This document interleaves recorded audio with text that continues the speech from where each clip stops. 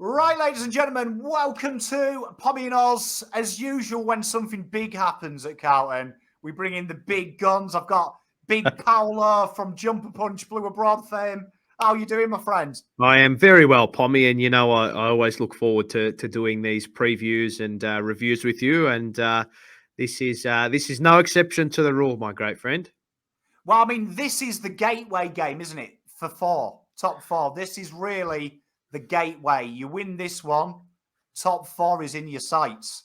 Absolutely, it's such a massive game for us, and I think we have stepped up to the occasion on most. I think we've stepped up in these type of games this year more often than not, which has been really pleasing and a sign of development for not only the players but just for the club in general and the standards and expectations we need to set as a fan base and a membership base. So, look, I don't think I've ever been more excited for a game this Saturday. They're happy nerves this Saturday. Really happy nerves. This is a real Tim Zooey Charlo world title fight. Carlton really the underdogs, but quietly going about their business. And Geelong 7 games in a row they've won. Probably, in my opinion, the most disciplined structural side in the AFL. Yeah, I think this is a real interesting game between it's two opposing stories at the moment, isn't it? You've got Geelong, who are there, have been there, have done it. They've got all the stalwarts in there: Selwood, Dangerfield, Tom Hawkins, all these older heads who know what finals and winning is all about. And then you've got us who are, we're the new scene. We're the new boys on the scene, aren't we? Really, I think we're sort of the naught on the roulette wheel with regards to the top 4 and top 8 at the moment. So, it's a case of the old versus the new now. So I hope our fresher legs are the ones that get over the line on Saturday night. But it's just great because, as I said, two opposing storylines, 2 opposing clubs, and it doesn't get any better than this, mate. Our home game too. Yeah, huge. And it's also 2 sides probably. We talk about the Premiership window. Yeah. Geelong probably have got 1 foot out of the window trying to escape. And we're the husband coming home from work early, aren't we? They're the man trying to get his leg out before we come home. We're coming home and we're at the start of our journey. We're at the start of our journey where they're at the back end. And could be really a changing of the guards. Couldn't it be in the aesthetic that Geelong, you can't imagine they keep recycling old players. They're going to have to look at a new build eventually. Yeah. Carlton probably are going to be where Geelong are in 10 years' time. I think too that is also replicated by the way both teams play on the field as well. You mentioned Geelong are such a disciplined team, and I think I would argue to say that we're probably the most manic team inside the top 8 at the moment. It's probably inside the top 6. I don't think anyone can score as fast as us, and I don't think anyone can ebb and flow as much as us in a game of football. I mean, it was evident on Sunday evening against West Coast. So, you absolutely dominate a team for 2 quarters and you win by 60 points in the end. So, we're still trying to find the balance between, ball retention mode and when we do have to switch off, trying to mitigate the damage in those moments. But then at the same time, we just seem to be a team that when it is going our way, we're unstoppable, really. Mate, we are. And to keep on the boxing flavour, I like a boxing analogy. They're like Holmes. When Tyson fought Holmes in the early 90s, late 80s. But we're that Tyson, that young, real explosive. When we unleash, doesn't matter how good a boxer you are, what your game plan is, the old Tyson phrase, everyone has a plan, so they get hit in the face. And Carlton showed that at the weekend. When we go, your plan is as good as dead. Come up with a new plan. Yeah, it's the old Mike Tyson theory. Everyone's got a plan until they get hit, isn't it? And you actually look like a bit of a boxing coach at the moment with that hat on. Hey, do you know what I mean? Hit him in the middle, Rock. Hit him in the middle. Yo, Adrian, I did it. I tell you, if anyone wants a boxing trainer, come and see me. You know, come and see me. Well, I mean, obviously, we talked about Geelong's discipline. Now, I want to show something really exciting because I've nerded out. Now, in my opinion, this is Carlton's strength around centre clearance, and it's very similar to how we set up around stoppages as well. This is the average running patterns of Carlton's centre clearance. And when you play a side like Geelong, that everything is about protection of the centre, the corridor, this is very exciting when you look at the roles, very defined roles, and how they move it. Yeah. So if we look, let's look at this in depth, Pommy, shall we? Let's explain to the viewers exactly what each player does in these roles. So I think for me, the first one we can focus on too, and I think it's my favourite thing about our stoppage work and our work on the ball. That's probably yours as well. Is that sweeping run that Walsh makes around the back of the stoppage, which just opens up so many options further afield too. And that's probably the strength that he's shown. And we saw that a lot against West Coast, where he's able to wheel around on that right boot and even on the left boot too, if he needs to dish off the hand. But I think that the two roles that go underrated in this midfield mix and which really excite me are the two roles that Kennedy and TDK play for the boys around them. So we described just before we went live with this was Kennedy almost plays when he's without the ball, when we are in possession in that stoppage. He almost plays like a tight end in the NFL, where he's providing the blocks for the rest of the boys to go to work. Mate, spot on. And that sweeping run you talk about as well, to use an NFL reference as well, makes him the quarterback. You know what I mean? Walsh hides behind that little huddle they have, and Kennedy, TDK, their job is to buy that time, buy Walsh that time. And Hewett, for me, the most understated role in AFL at the moment. He takes that hard work genuinely from Cripps to Hewett. He looks to feed it to Walsh, and his work there is genuinely a handball with Walsh. Walsh may give him it back, and then he's looking for Cerra. Cripps will double back, go into 50. You see that a lot. Or Sard, Doc run alongside him. Very understated role as well. Hewett's got, but spot on. Kennedy really is the underrated role there, because if Hewett Kennedy doesn't do his job, Hewett doesn't have the time, Walsh doesn't have that time. It all falls down, and Kennedy plays an incredibly selfless role for the football club. Yeah, and I think we've also mentioned that, Matt Kennedy might not be the flashiest type of player, but it's that grunt work that he does on the inside that is really keeping him in the team. And you said the word selfless is defining his role in the midfield too. And I also wanted to make mention of how important the runs of Sam Docherty and Adam Sard are in this particular facet of the game, because we saw against St Kilda that those two plays, we generated no run from behind the ball, Poppy. And I think when we are at our best is when we are generating run with regards to those two blokes in Docherty and Sard, because even if you're not using them, it can turn the opposition defence off, and they can also make decoy runs as well. And it opens up another facet, another area of the ground as well, which is, if you look at, and I made mention of this, that bottom right-hand quadrant in the centre square, when we go and look at Geelong stoppage work, that is going to be an area for us that we can really hurt them in if we can get the ball free into that space. Mate, spot on. And it's something that we see a lot with Carlton fans. They say it's very one-dimensional. They say it's very one-paced. And there's a reason for it. And we'll look at, this is Voss's preferred CBAs this year. Cripps is obviously nearly at everyone. Hewett, we know, because we've said two important roles. Cripps is the extractor. Hewett is the first user. TDK and Pitner, obviously what you'd expect from your ruckman. Matty Kennedy, you can see Carlton there have that a lot. And then Cerra and Walsh are them pinch hitters, them guys where something gets changed a little bit. Genuinely, you see Walsh on the ball in that Kennedy area, in that Cripps area. Cripps becomes the Kennedy, Walsh becomes the Cripps.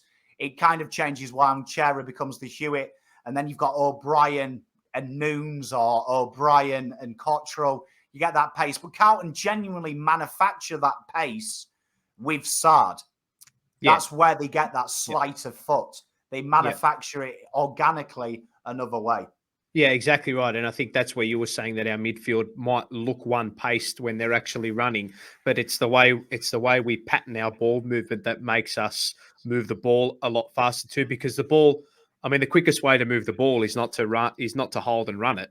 The quickest way to move the ball is to have it in motion, and I think that's what we're so good at as well. And I think that's where our handball chains come in around the stoppage as well. Is that while we're flicking the ball around by hand, we end up drawing the opposition into the ball and the ball carrier as well. And you see the guys who are in there winning winning the first possession. They're all able to take contact from opposition, which we're going to get into later with some other players that are out of the team. But that ability to take the contact, that half a second or that extra player you draw in, just gives a little bit more time for someone else on the outside to get free. And then that's where you start to create your speed with ball movement, because you're able to get a free kick outside into your forward 50. And it's when it works, it's foolproof. It's foolproof for these type of players. Well, when you look as well, you've actually got the best player in the league, Cripps, doing that. So when Cripps gets caught, invariably that's two midfielders. It's the most common sight in football, isn't it? Cripps having three guys hanging off him. Yep. Now, if three guys are hanging off him and he releases that handball, that's two unmarked Carlton players. Yep. And the thing is, you've seen Cripps do so much more of that this year. And I think that's why Voss has said, we've seen Cripps' numbers from a sort of disposal output point of view and a goal output point of view come down slightly. But Voss has been full of praise for him and said, no, even though his numbers might be down from what he was tracking to maybe get 80 Brownlow votes, the numbers and what he's doing in the team at the moment is that selfless role where he's taking two or three opposition players away from others, and then that fuels the rest of the game for Walsh. We saw it with Chera on the weekend. Chera got completely free, got completely off the chain because two or three blokes were going after Cripps. Kennedy was providing those blocks. So, if we can bring that to Geelong, whose midfield is in, a fine vein of form at the moment, mate, look out. Look out. And these boys, for some reason or another, and I think you said it too, is that when they face harder opposition, they just go to another level. Like you saw it against Fremantle, mate. We obliterated their midfield. Obliterated them. Mate, I think there's something about these boys. I think it's that maybe the underdog spirit in them. They've been knocked down for 5 years. So I think when they come against a good side and they're like, well, you know what? You don't expect us to win. We're fucking good, though. We're a good side. Like Nick Kyrgios in the quarterfinals. Sometimes I need to remind you all how good I am. Do you know what I mean? I think that mentality lives in our Bluebaggers when they see the press or Geelong are the best side in the land. They're like, well, hang about. Where's our kudos? We'll show you. Yep, exactly right. And you can start to see, I saw there were some AFL media videos that went out earlier this week that sort of said, no, I think Carlton are a bit of a chance now. So we're starting to gain the respect of the competition back, which I think was, well, not just Michael Voss's aim, and he vocalised that too, but Cripper's name, because Voss kept saying, Cripper's big on, we've got to earn respect back. We've got to earn respect back. And, mate, not just the opposition fans have to put respect on it. Our own fans need to start putting some respect back on the team that they follow. And, they've been nothing short of fantastic this year, I think. And we've been in pretty much every single game, and the game plan stacks up. And these boys are very, very talented footballers, and there's no reason why they can't, push a team like Geelong all the way and get one over them on Saturday. This is the time of the season as well where statements are made. Of course. And Geelong just quietly going about. I don't think Geelong have got the fanfare they probably deserve. 7 in a row at this stage of the season is phenomenal. Is very, very impressive. Very impressive. But this is the kind of game that you win. Suddenly, you're like, hang about. All the top 4 now have lost a game in the last 2 games. Suddenly, you put that cat amongst the pigeons and say, you know what? You don't want to play us in finals, do you? Because where is the finals held? At the G. Carlton roll this mob.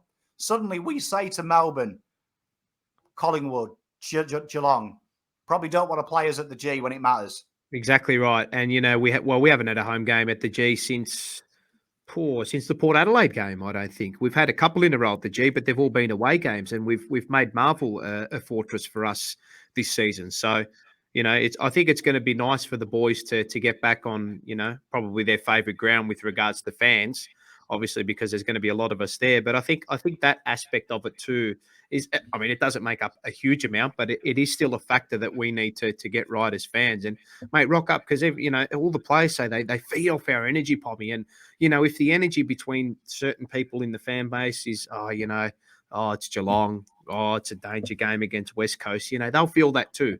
So the fact that the majority of people have got on board with them this year and believe in what they're doing, it reverberates around the club, Pommy.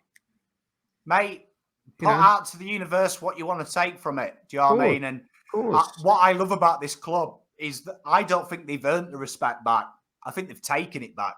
Yeah. I think Crits, Hewett, all them blokes have smashed it into the faces of the opposition and said, you know what? You will fucking respect us. Do you know what I mean? No Carlton of old anymore. This is a new Carlton, and they show it on the field. And you see it from the little things. Jesus giving it out with the lip. Yeah. Kerno. Yeah. I loved it this weekend, running into Barras, showing him the biceps, going, I'm the fucking main event. They haven't asked for permission. They've fucking taken it. Yeah, exactly. And that's the sign of a team that's just up and about at the moment and believes in what they're doing. So, mate, all the power to them. Keep doing it. Keep doing it. Mate, I'm with you. And we'll focus on a guy we've talked about. I don't think this guy gets enough love. Now, these numbers aren't just centre clearances. They're all the stoppages this little bloke has attended this year. So that's centre clearances, stoppages. This is every time he's had possession of the pill. And you see he's got a real tendency to give it up very quickly and majority of the time to the side or behind him. He's always looking for someone in space.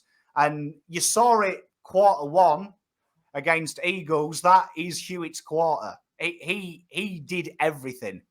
Yeah, he is an essential cog in the way that midfield operates as well. And I mean, what a pickup he's been too. And look, I mean, his kicking might not be tremendous.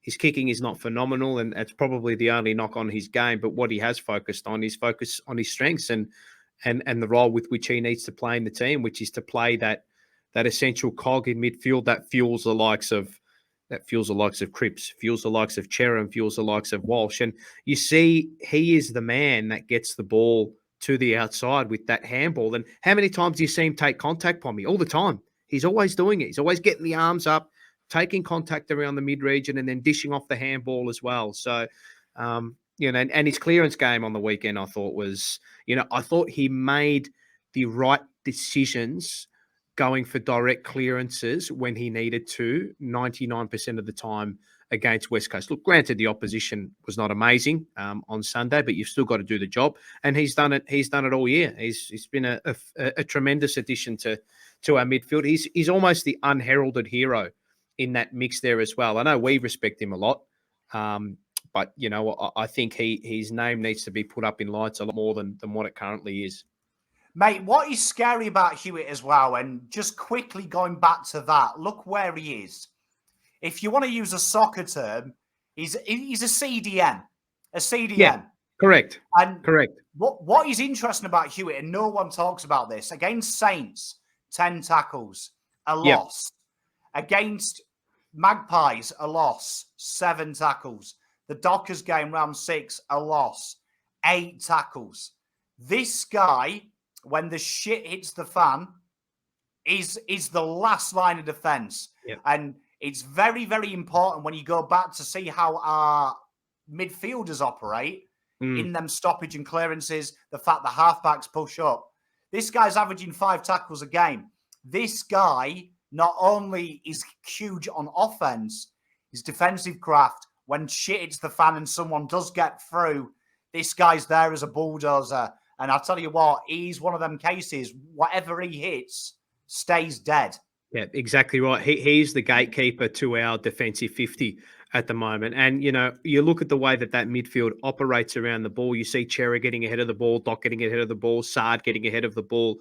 he is that person that we speak about, and we spoke about this with regards to Lockie O'Brien on the wing, is that people go, oh, he doesn't two-way run. They don't two-way run. They don't two-way run. I'm like, well, put someone or something in behind that to amplify the strengths of the players with which you have around the ball or on the ball to, mitigate their weaknesses. Because, Cripps, we know, is not the most amazing defensive player, but we don't need him to be that pommy. That's not what he's in the team for.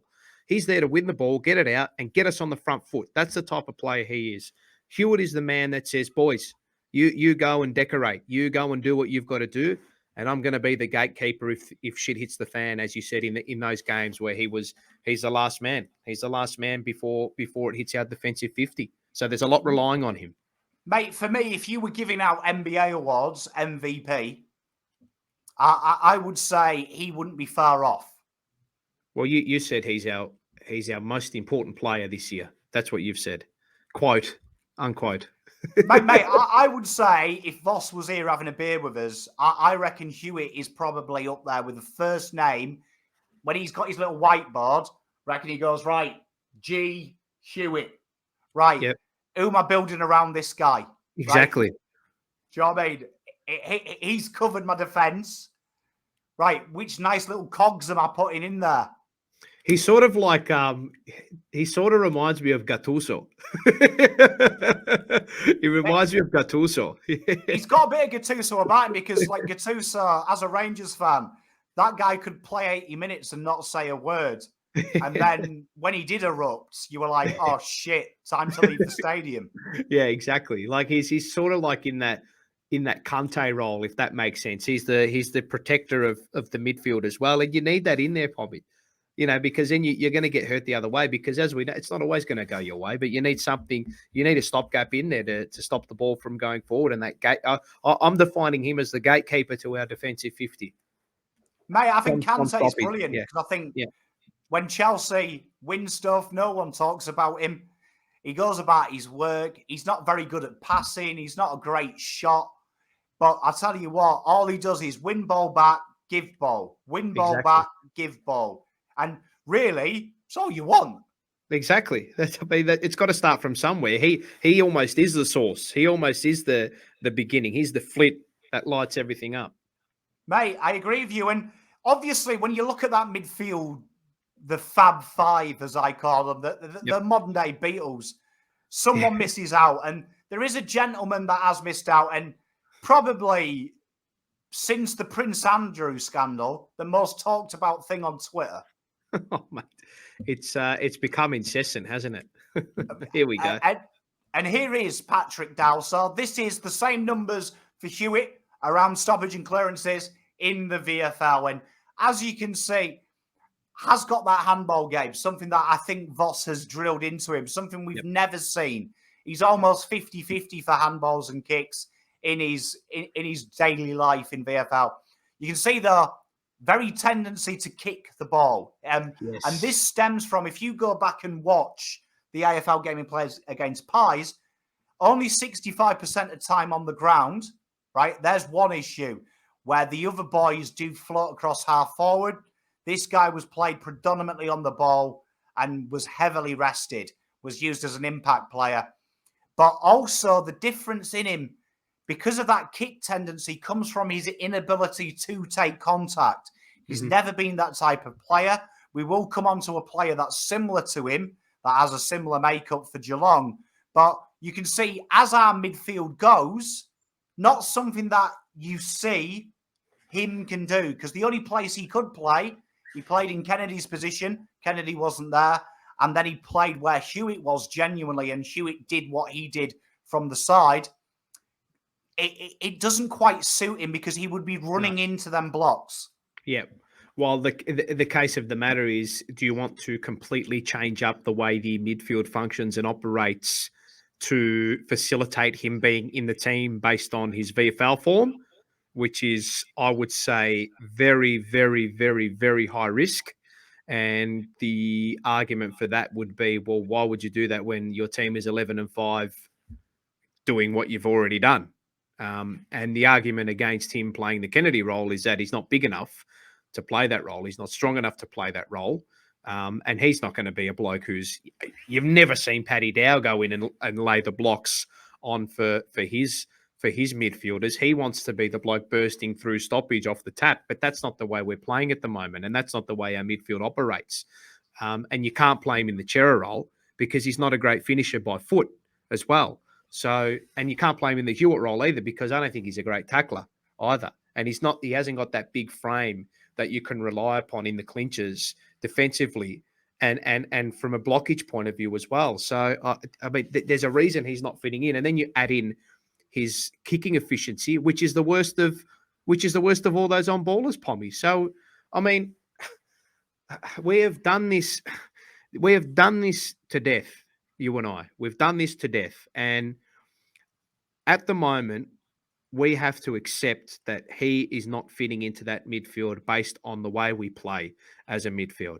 And I would argue to say that at 11 and 5, I'm quite happy to trust what the coaches are doing at the moment with that midfield mix rather than trying to facilitate him getting into the team. Someone is going to miss out, Pommy. Unfortunately, it's him. His style does not suit the way we're playing at the moment. As much as I wanted it to, because I've always liked him. He's been one of our foundation players as a draft pick, and you've always got that, and I'm sure you're the same as well. You've always got that little bit of added sentiment for those players who have come through the rebuild. But at the end of the day, I follow the Carlton Football Club, Pommy, and whatever is in the best interest of the Carlton Football Club to get that win-loss ratio in a high enough aspect to win premierships, then I'm all for the decisions that they're currently making. And if he's not part of that, then so be it.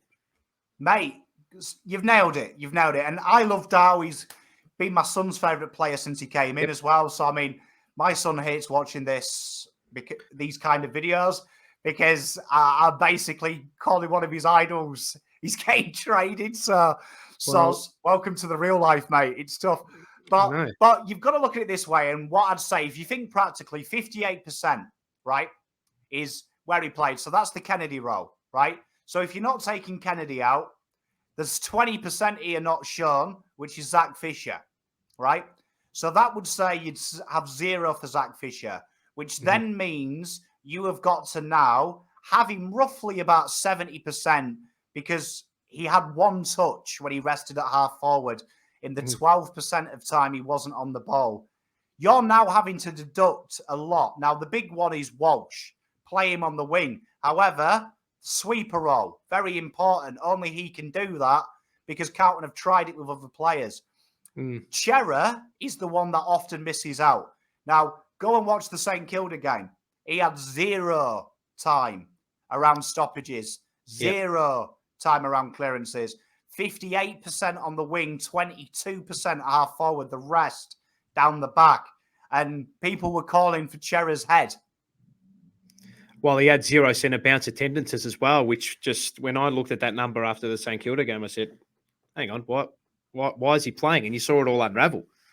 I mean, we got savaged at stoppage and on the spread as well, and we just couldn't contain it. So, we saw a change in the midfield mix there, Pommy, and it didn't look good. So, as I said, I don't know why they would change something that has worked more often than not to facilitate a bloke who's getting a heap of it down at VFL level. So, look, for me, the argument's done to death. And people have made the argument, he's a clearance king. I'm like, well, I mean, he is, but at VFL level. But the problem is that where are those clearances going to? And he cannot as well. He cannot play that take contact handball. You see what he does in the VFL, and I've seen it time and time again. When the contact comes, he handballs up. He gives that little dinky handball up, whereas you look at a guy like Kennedy and Hewett, they take the hit and they stay low.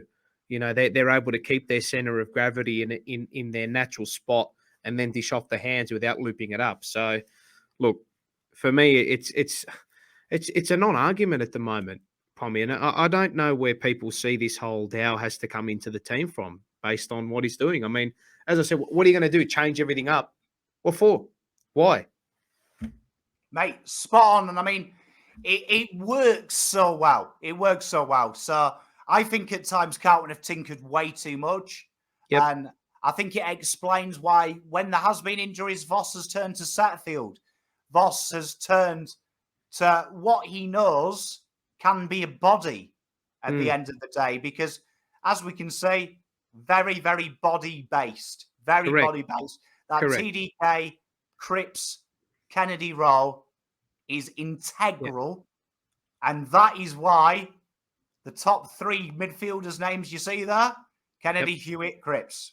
Exactly right. And as you said, to just go back on why people, I mean, that is one paced, but the speed out of that is manufactured from the runs made across the back of the stoppage from Walsh, that sweeping role, and then from Doc and Sard, which is when Doc and Sard are not making those runs from behind the pack, we look slow because we are.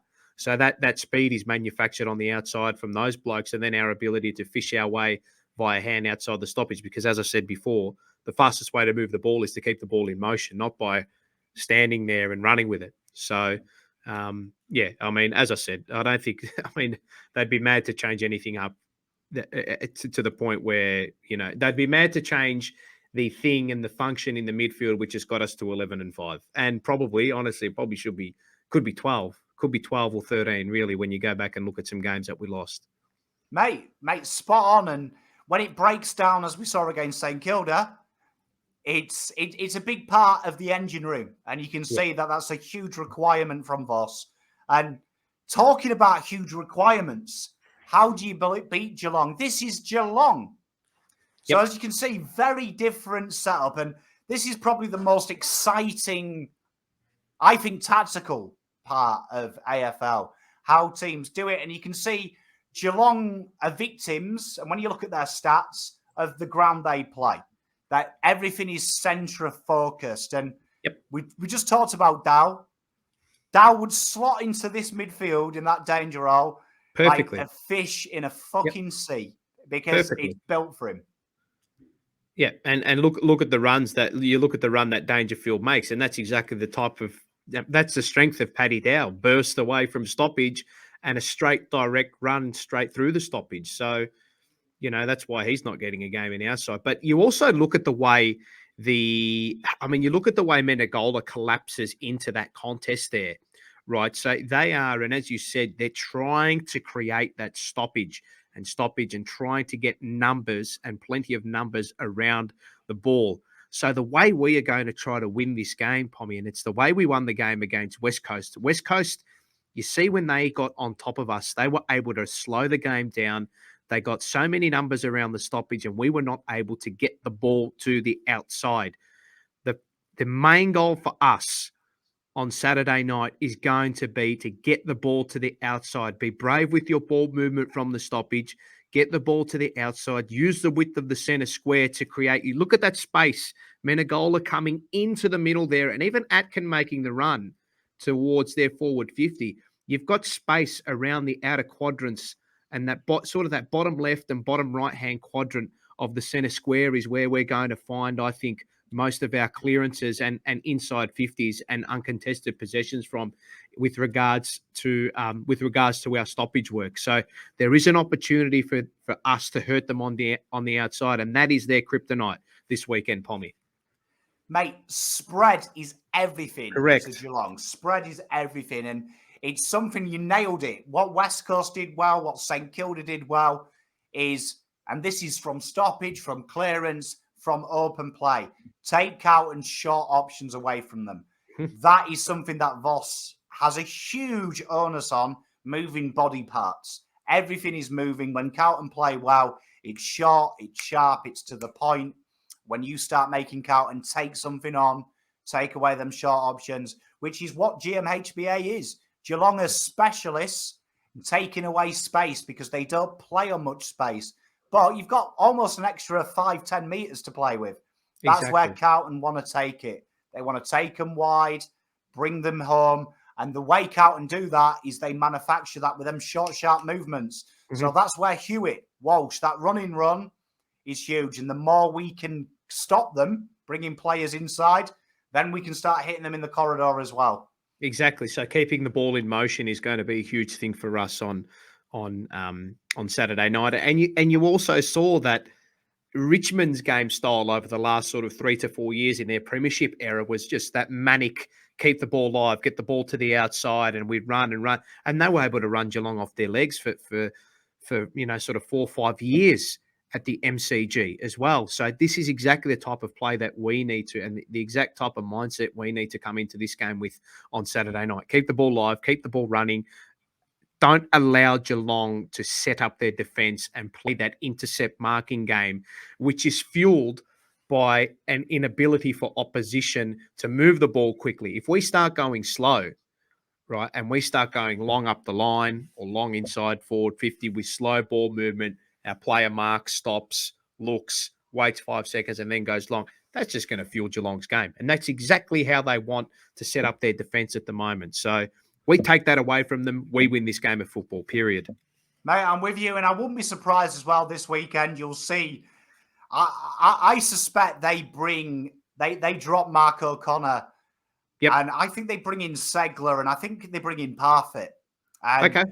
You'll see Parfitt, he will play a lot of the Guthrie role, looking to get in and under, maybe the danger role as well, a little bit of muscle. He's a little Oxen. And I think I've seen teams this year fall into the trap with TDK in the last 4 rounds. There is a belief that 2 ruckmen can hurt him. So I suspect Segler may come in because they'll have a belief that Stanley Segler can do it. And I think if they do that, it takes something they're good at. And what are Geelong good at? Interesting enough, this is something I want to show, the weakness of not winning centre clearance. Notice that when we look at the first slide here, you've got 1, 2, 3, 4, 5, 6, 7, 8 players, 7 plus a ruckman in the midfield effectively. And you'll see how many times do you see Carlton get caught out the back, even when they win it. Yep. This is why I think McGovern may play. And this is how easy it is to fall in the trap. When you play Plowman, he's a lockdown. The third, he's a lockdown. His role isn't to intercept. He's effectively trying to stop one person to get to that hot zone.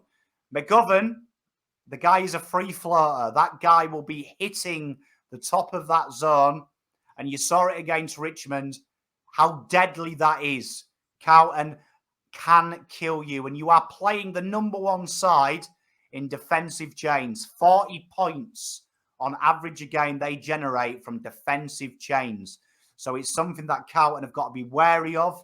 And it's something that I just think you risk McGovern this week, because it's something that their kryptonite is being caught from the forward half. And this week, they were brilliant against Melbourne. They generated 20 scores from repeat inside 50s with their forward pressure. But you've got to get it out there quick. And I think McGovern is the secret layer of that. I think he is as well, because you see, and if you go back to that round 1 game, Pommy 2, and even for round 2, for that matter, against the Bulldogs, the moment he takes the mark, his head's on the swivel and he is looking to offload immediately. And we know he's got the armory, within himself to be able to hit that sort of 30, 35 metre kick into the corridor too. And he's not afraid to take it. And we saw him take it time and time again against Melbourne in the preseason game as well, which really lit my eyes up too. And he, we spoke about this a couple of days ago as well.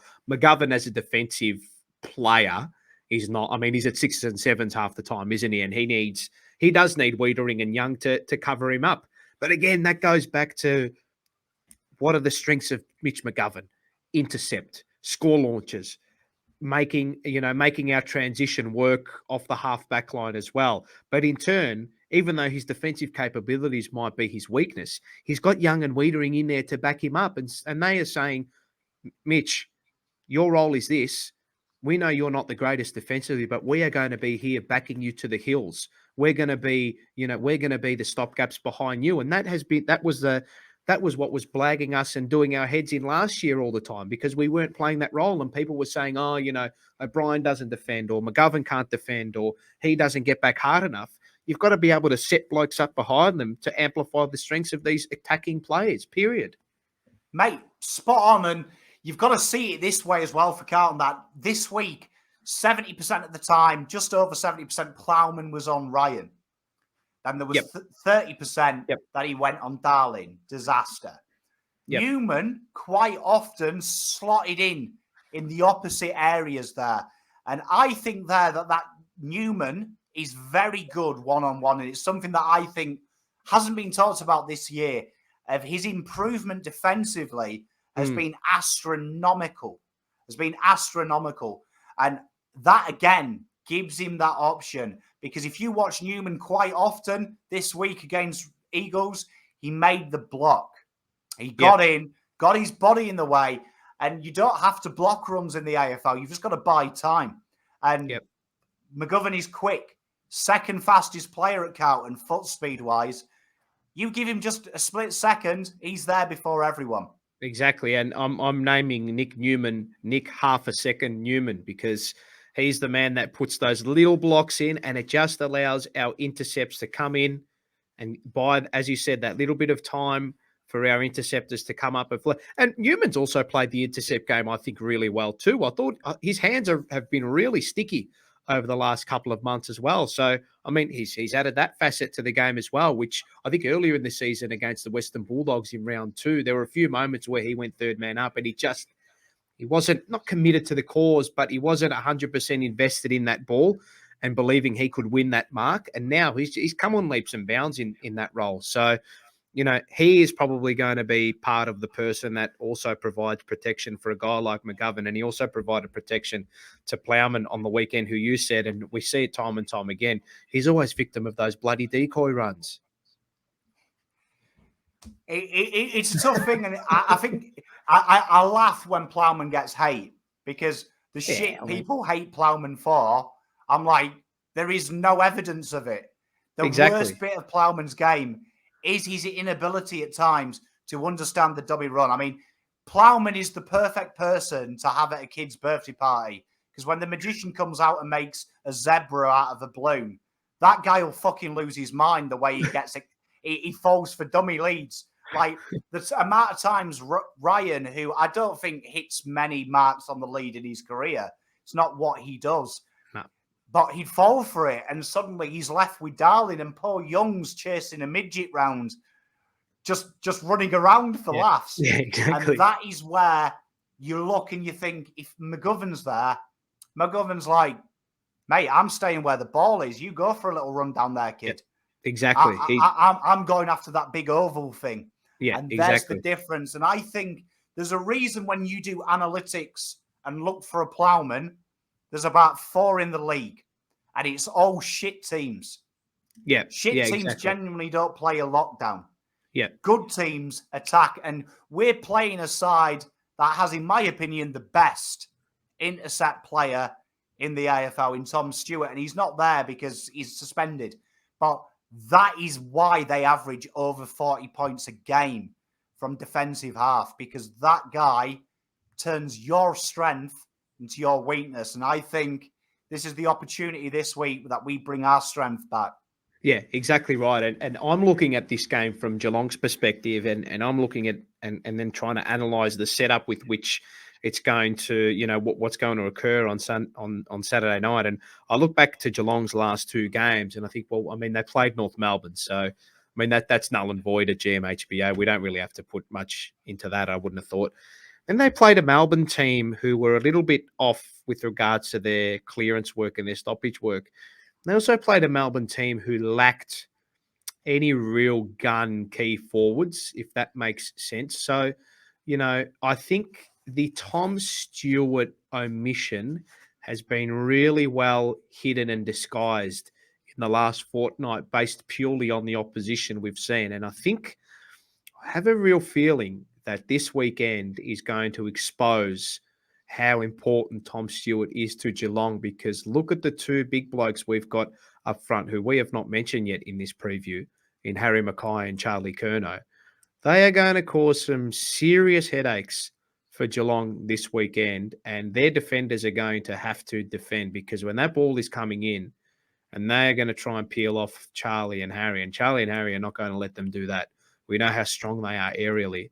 So this is the best forward line Geelong has come up against in the last 3 weeks. And I'd argue to say that it's probably the best midfield they've come up against in the last 2 weeks. And I'm comparing us to Melbourne. Mate, I couldn't agree any more. I genuinely think on the day that big fight, the Fab Five, I don't think there's as much versatility in any other team in the league. And I think that's why you see that weird setup Voss instills on, because whichever rotation you have of all the guys that float through there, you can replicate that. Cripps can become Kennedy. Fisher can become Walsh in spurts. Chera can become Hewett. Walsh can become Hewett.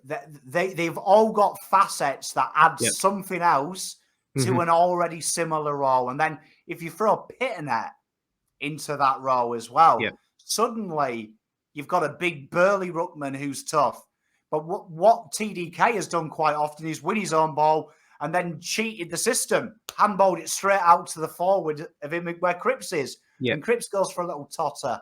So there's so many ways that midfield can hurt you. Where you look at a Melbourne, Tracker can hurt you with the hard work that Viney and Oliver do. Geelong, Danger can go straight through the guts of you. Tom Atkins can get a cheap kick out. Carlton, though, can hurt you by playing through you. And I think that's dangerous. Look at Pep Guardiola. They play through your system. And what does Pep Guardiola say? Pass, pass, pass, pass.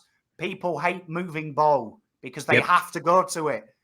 Moths to lamps. And that's what Carlton do in that middle. They move you. And you see, how often did Shuey do it? He fell for it. He moved. He was like, I know it's coming to Walsh, but that looks too inviting for me not to be a part of. Exactly. And this is a little bit corny, but I think our midfield is at a point where we can say there are many ways to skin a cat, my friend. Hey, exactly. I think it's a death by 1,000 cuts. And I thought last week was great because Eagles are death by 1,000 kicks. We're a death by 1,000 handballs. And handballs travel faster than kicks because they can cover short ground in a lot of zones very quickly. And you see that. And you talked about the forward line. I think this is a huge test because I think it's the two best forward lines for me in the AFL. Hawkins and Cameron, Curnow and Mackay. And I think there's a big fight here because Cameron is regarded as the best forward in the comp. He's had the best player in the comp. No comment. I think a little kid there called Charlie Curnow will be like, was. Do you know what I mean? I think he will be saying, hang about, I'm everything Cameron is and more. Yeah, I think, look, personally, my take on it is that Harry Mackay is better than all of them. Jesus, and I think say that on this show. Well, I know. I'm sorry, Pommy. I love Charlie. I love them both. I love them both equally, but I think Harry is just. I think for a man of his size, he just moves like. Did you that roving goal he kicked in the last quarter against Westcoast? There is no 204 centimeter player in the AFL that can do that. Period. And I think you're going to see the best of H. Mackay on Saturday night. I think this is his game to tear apart, and he's going to show them all why he's the best. Mate, I agree. I think Sam de Koning, Colin Jasny, whoever they play down the back. I mean, last week we did see Sam de Koning have a very good game, but then again, as you say, he was against Ben Brown, who is that guy I talked about earlier in the show, making zebras out of balloons. Yeah, so he's not really a key forward. He's just a sideshow piece. I don't think their defense can handle as well as our defense can handle their toes. Yeah, exactly right. I think you're spot on with that. And I mean, Ben Brown's too busy wearing vegan suits to the Brownlow, so I think that that pretty much sums him up as a footballer. And the dynamic nature with Charlie and Harry play against each other is going to cause Geelong's defense plenty of issues. But again, if we peel it back, comes back to the source. We've actually got to get the bloody darn thing in there, and that's going to be a task in itself because we saw what Geelong were able to do to that Melbourne midfield last week. Granted, it was at GMHBA Stadium, but this is going to be a test for the ages for our young boys. And mate, I'm chomping at the bit, and I'm so excited for it, mate. I'm so confident coming into Saturday, and I can't wait. I really can't wait.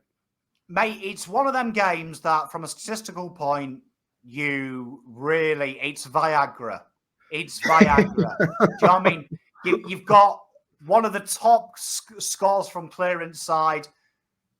You've got Carlton, who concede one of the least opposition clearances, versus a side that is second on that table. Is first in of stopping opponents' clearances versus second in that table. You've got the top two second and third marking side, the top two kicking sides, the top two disposal sides.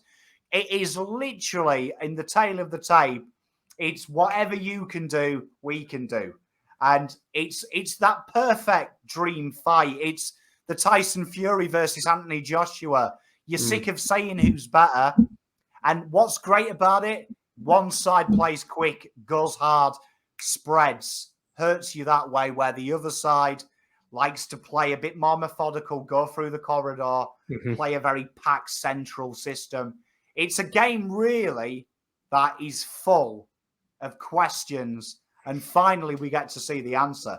I can't wait. I wait in angst as well. But look, for me, from a prediction point of view with this game, I don't see how we cannot hurt them without Tom Stewart being in there. He's just such an integral part to their system, and no team is yet to really test them without him. And that's what I'm looking at this weekend. And I think that's such an important factor coming into this game as well, being tested in a system without Tom Stewart against a team who is actually going to bring it to you and is actually going to get that darn thing inside 50. Mate, I'm with you. And if you use a soccer reference, probably the greatest fight ever in soccer terms is Pep Guardiola's system versus Diego Simeone's system. Yep. Counter-attack versus possession. It's the game that you always look forward to. Prime Barca versus Atletico. We're going to be camped inside your half, but Diego's like, we want you to be, because that's how we score. Geelong are the same. They want Carlton to attack because they know they can hurt us on the counter. Very evenly matched in the middle, very evenly matched around stoppages. But that is the battle. And that is what you pay good money for to see in a fight. You want to see the best striker versus the best counter puncher. And if this was a fight, the tagline would be, something's got to give. Someone's system has to give. It's what is it? It's that old analogy, or that cliche, unstoppable force meets a movable object. That's what this Saturday is. So I hope we come out on the end of it with 4 points. I genuinely think we will. I genuinely think we will this Saturday, to be honest. And I'm waiting with bated breath, Pommy, and I can't stress how I can't stress it enough for people to get to the darn game and watch the live stream as well, and just get around it and really back the boys in this Saturday night. And don't worry about, it's Geelong, they're such a good team. Mate, just worry about what the lads can dish out on Saturday night. Mate, before you go, give us your score prediction. Well, on the JP, I was pretty outlandish with my prediction. I said we'd win by 5 goals. You know, funny you say that. I heard you say that, and my wife laughed when she heard you say it on JP, but I'm with you. I've got a feeling, just a sneaky feeling, that this is the game. And I want to just, before we go, tell a little story. I remember Wheatering asking him, sat next to him, I had a beer in my hand, and I said, Jacob, mate, what do you think's missing? Like, what do you think from now takes us to that next level? And he said, Vossi's adamant we haven't rolled a team. And it's becoming a situation where we can't focus too much on it, because otherwise, and it was just after the Freo game, he said, otherwise you have the Freo game, where you focus so much on it, it kicks you in the arse. Do you know what I mean? You focus too much on playing perfect football. But Vossi's told us when it happens, you won't be able to stop it, because the best teams punish mediocrity. And you'll realise all you've got to do is do what you've done repeatedly a little bit more, and it's too much. And I've just got a feeling that after scoring, 80-3 in 2 quarters. Yeah. These boys are going to be like, you know what? Fucking hell, it's pretty good. When we play our way, don't matter if you lock it, sauce, you can't play us. We're unplayable. And I've got a feeling this is the week that these boys come up, they read soppy David King's article, Geelong are the team to beat. They read all them soppy articles and they're like, you know what? Fuck it. We're the team to beat. Yep. I've kept just a few little receipts at the moment this week. I haven't uttered much on Twitter or social media or anything, but I've just kept a few receipts for Saturday night because I reckon you'll like these ones. So I can't wait. I can't wait. Well, everyone, check out, if you haven't, Blue Abroad, the Jumper Punch. It was a great episode. Also, the Jumper Punch channel. Also, check out Paolo's Twitter because he is called the Wizard of Odds. So if you want a better return than Dogecoin, he's your man. Well, you'll actually get a return. It's not that well. Actually, funny you actually mentioned that. The Wizard of Odds nickname has actually been copyrighted by a bookie. So now my alias is the Punter's Prince. I like that. It's the Punter's Prince now. I do think, though, if you own the copyrights of Wizard of Oz, Paolo's 10 times better looking and better. So hand it over, mate. I agree. But happy to go with the Punter's Prince for now. But yeah, Twitter, at PaulSeb05, Jumper Punch, obviously every Tuesday night. And we've got the interviews with all the legends and past players that go up every Wednesday night as well. And big up to you, my friend. Your work is phenomenal and it's brilliant every week in, week out. Your reviews, your analytics, the numbers and how you crunch everything is it really is second to none. And I honestly don't think there's anyone better in the media fraternity that does it, to be honest. And that's in comparison to Fox Footy and the Sops at Channel 7 as well. The Sops. Well, thank you very much, mate. I am truly humbled, but make sure you like and subscribe, guys. We'll get Paolo back as much as we can as well, because it's easy doing. Do they want me back? You reckon they want me back? You reckon they want me back? Mate, of course they do. You're a fan favourite here at Pominos. We talk about you a lot. But check out the second best person as well on the Jumper Punch at the moment to wear number 43 behind Will Setterfield. Cooter is on there. He is indeed. So get around that. And I'll see you at the G on Saturday if you're there. If not, I'll see you on the fan cams, Pommy. And go Blues, mate. Go Blues and give it a big woof. Woof.